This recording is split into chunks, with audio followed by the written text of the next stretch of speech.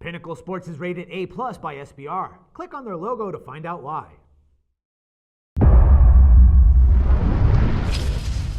Hello and welcome to World Sports Weekly. I'm your host, Natalie Rydstrom. Joining us now is Richard O'Hagan, sports writer and regular contributor to SBR Forum, to discuss the betting value for the individual World Cup teams. Richard, welcome to the show today. Hi Natalie, it's lovely to be with you. Now, Cameroon have a history of spoiling the party at this stage of the World Cup. Long-time fans surely remember their 1-0 win over Argentina so many years ago. Did you watch that game?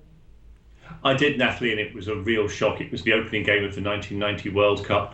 Argentina, the team of Diego Maradona, Claudio Caniggia, against a Cameroon team that only appeared once before in the finals back in 1982. And despite Cameroon having two players sent off, they still won 1-0. So, yeah, they showed really that African teams can surprise the best. That's certainly right. However, in this tournament here, Cameroon are indeed likely not to get past the group stage. They're a whopping 1.11 to be eliminated there, according with Bet365. Now, way too short for my liking. So where do you see the value?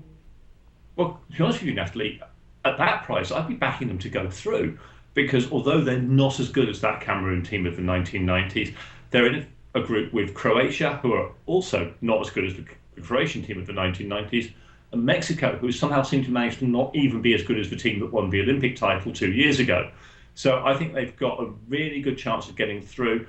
And in fact, I've seen odds of around about 7s for them getting out of this group, which has got to be attractive given the balance between the three teams that are competing to go through with the Brazilians. Okay, so interesting here, you're going against the bookies and you actually could see them qualifying to the next stage.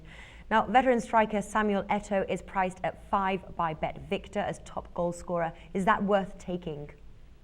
I think it's definitely worth taking, because although, as we keep saying, top strikers are going to be really well marked in this tournament, Eto'o is a guy who's done it all across Europe as well. He put goals in the back of the net for the likes of Chelsea, for teams in Russia. He finds a way to score. But if you want to hedge your bet slightly, he's got a really good strike partner in Edward Chupo, who could also be a good bet at around about the same price, around about 5.5.